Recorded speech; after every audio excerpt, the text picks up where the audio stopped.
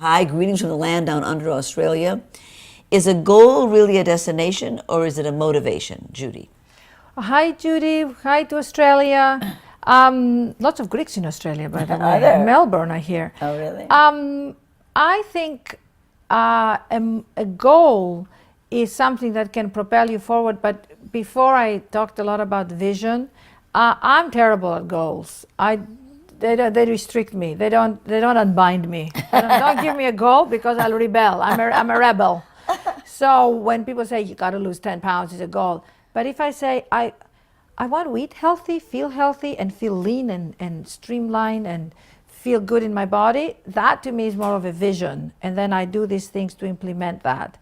Some people love goals, specifics, deadlines, and everything. Whatever works for you. Right, exactly.